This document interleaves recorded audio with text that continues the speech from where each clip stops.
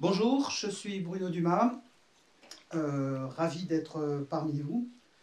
Alors, cette initiative de l'ALCA, que je remercie également, et cet échange d'expériences me semble s'inscrire dans ce qui m'apparaît de plus en plus comme une nécessité, enfin c'est une évidence pour nous réunis ici, cette nécessité d'une valeur ajoutée, d'une idée originale susceptible de sortir l'ouvrage de l'anonymat et de donner à un certain nombre de lecteurs l'envie d'y entrer. Et ce que nous découvrons depuis ce matin sont justement quelques très belles idées à ce sujet. Car l'exercice nécessaire, soit de la simple participation statique à un salon du livre, à moins de s'être déjà fait un nom dans la littérature et d'être attendu, est souvent de portée limitée. Or, quelquefois un peu ingrat. J'en viens donc à l'idée à laquelle je me suis attaché, pour tenter justement de dépasser ce simple stade. Alors, pas d'extrême créativité artistique de ma part, du moins pour l'instant, juste proposer un temps d'évocation qui invite au voyage dans le temps et dans l'espace. Le principe est donc de proposer à l'organisation de salons ou autres lieux ou manifestations de m'octroyer un moment et un endroit, non pas seulement pour parler du livre, mais pour faire alors je ne dirais pas une conférence, même si le terme apparaît sur la brochure, sur le programme, mais une intervention sous forme d'un récit, d'une histoire, racontant de façon synthétique le contexte historique, social, culturel, avec ses figures et son ambiance particulière, contexte dans lequel s'inscrit l'intrigue romanesque du roman. Alors, je suis bien sûr conscient en évoquant cela que ce principe que j'évoque n'est pas envisageable pour tout type de littérature. Je parle pour celui que j'aime et que j'exploite en ce qui me concerne. Disons qu'il n'est exploitable que lorsque le contexte est un lieu, une époque, où l'histoire, avec un grand H, est en marche, traverse des périodes fortes, affronte des soubresauts. Dès lors, l'évocation du contexte de l'époque accroche ou doit accrocher l'imaginaire. Autrement dit, de l'évocation, aussi vivante que possible, de cette toile de fond, doit naître la curiosité et la motivation de rentrer ensuite dans le roman. J'ai pu ainsi, à diverses reprises, passer du relatif ennui de l'attente derrière les tables réservées aux auteurs d'un salon du livre, au sentiment autrement prenant, autrement grisant, de pouvoir captiver un auditoire, dès lors qu'on s'est donné la peine de bâtir un exposé didactique, mais vivant, documenté, mais synthétique et dynamique, posant les jalons, les repères de l'histoire avec un grand H, dans laquelle l'histoire, avec un petit h, du roman, s'est intégrée.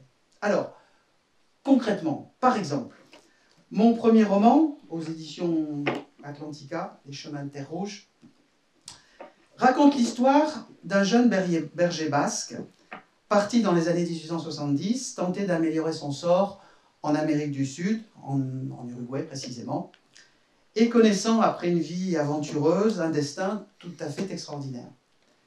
Alors, mon intervention, mon animation paralittéraire va donc être d'évoquer, en premier lieu du moins, non pas l'histoire avec un petit h, mais le contexte historique, historique et social, du Pays basque à la fin du XIXe siècle, expliquant les raisons de l'extraordinaire mouvement migratoire des Basques vers l'Amérique du Sud à la fin du XIXe siècle. Et c'est au sein de cette fresque, qui est le cœur donc de mon intervention, de cette animation paralittéraire, que je fais ensuite le lien avec l'histoire, authentique d'ailleurs, de mon personnage.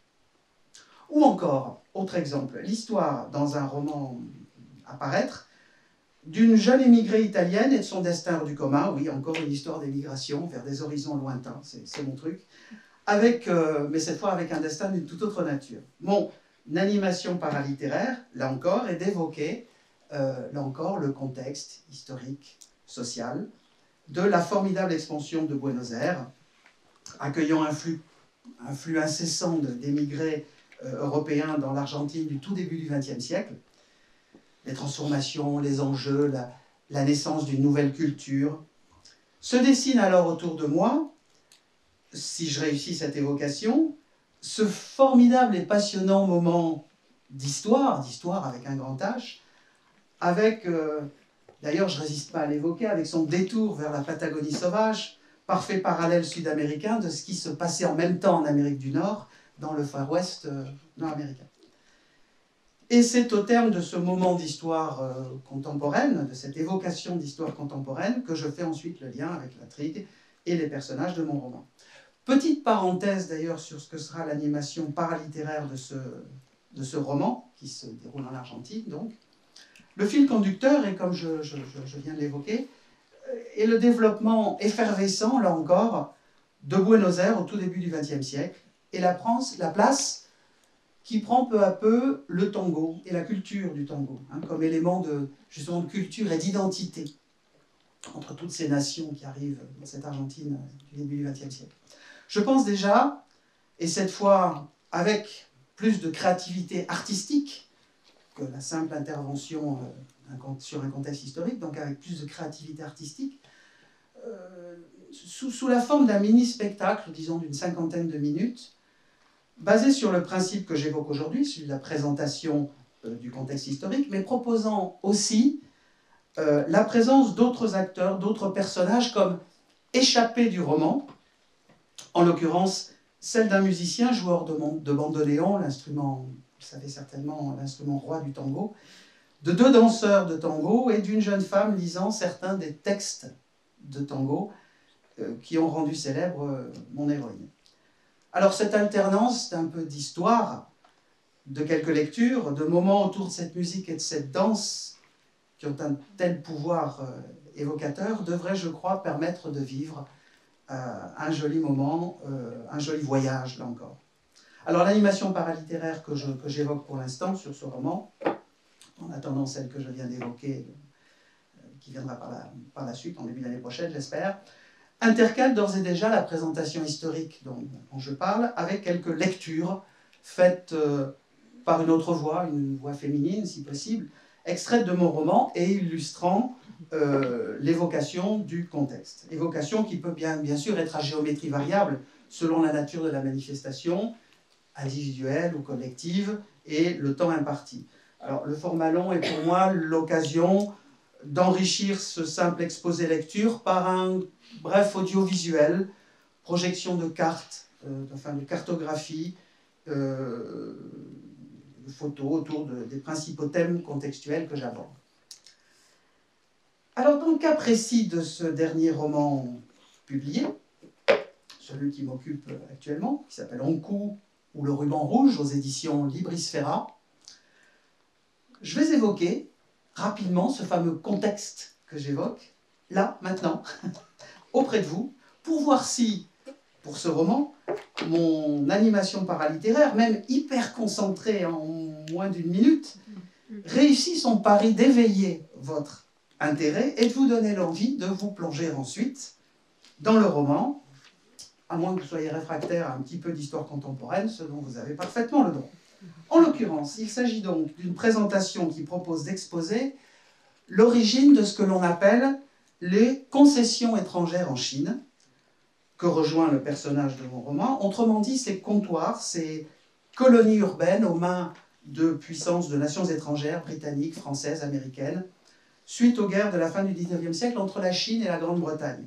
Alors, les raisons de ces guerres, je les développe, par exemple, dans cette intervention dont je parle, mais je n'ai pas le temps aujourd'hui. Dommage.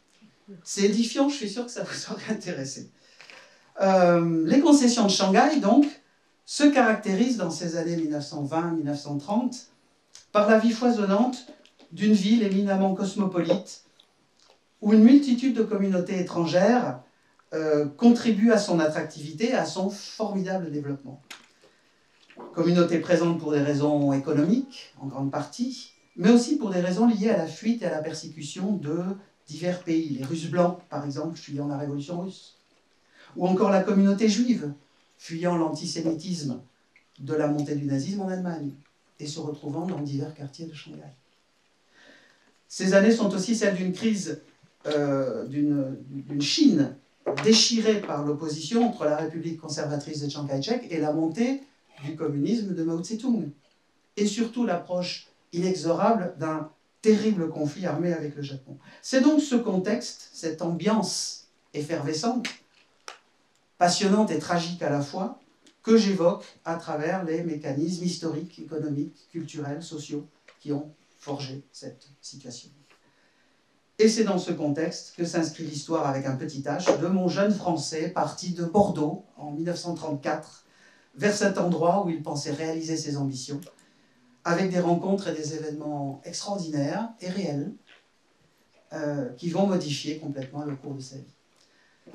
Voilà, donc une réalité historique expliquée, donc, dans laquelle vient s'incruster, fusionner cette intrigue romanesque.